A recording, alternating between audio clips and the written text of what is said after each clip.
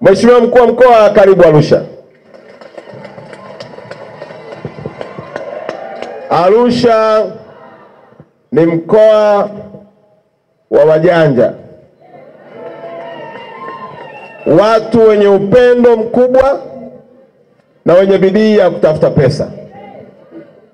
Na bahati nzuri umekuwa kiongozi hapa, na kwetu sisi ni shukrani kwa Mungu na kwa rais wetu Daktari Samia kutuletea mtu wa aina yako kwenye mkoa wetu wa Arusha. Ina mambo makubwa matatu ya kwako. La kwanza, hakikisha ofisi yako Mungu ameketi. Mungu akikaa kwenye kiti chako, watu hao watapata haki.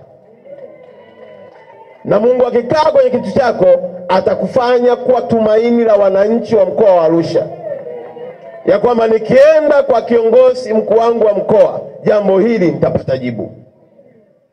Hakuna mwenye mawazo binafsi kwenye uongozi. Tunahitajiana, shirikiana mdogo wangu na kila mtu. Wananchi wa mkoa wa Arusha wana mawazo mazuri, haijalishi ni balozi, haijalishi ni mwenyekiti wa mtaa, haijalishi ni muuza mchicha, kila mtu anayo mawazo.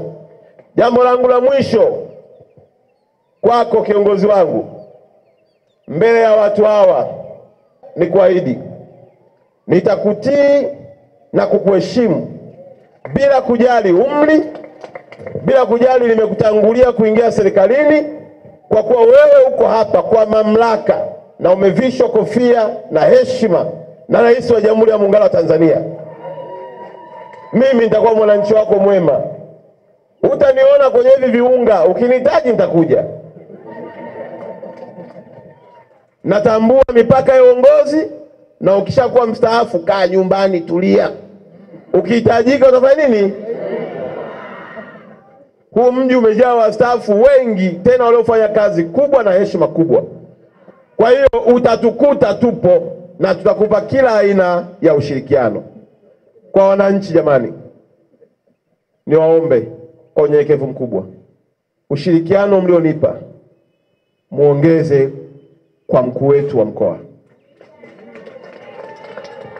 Na zaidi ya yote tumuombe tuwe mkoa wa mfano unaoombea viongozi badala ya kulumbana nao kwenye mitandao na kuwatukana.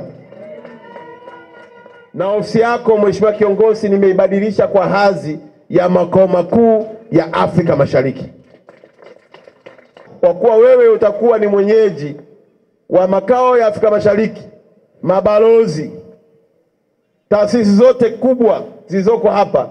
Basi ofisi ya mkuu wa mkoa inapaswa kumwakilisha rais wetu katika hadhi hiyo. Mwenye macho haambiwi afanye nini, na mwenye masikio afanye nini. Hongera sana senior. Mungu akubariki sana.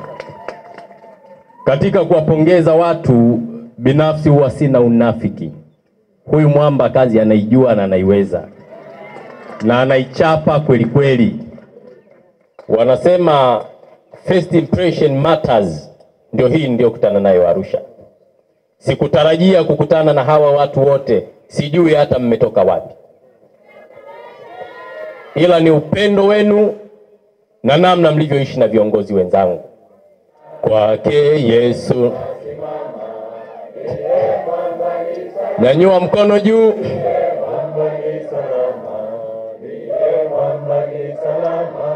Damu yake na sadaka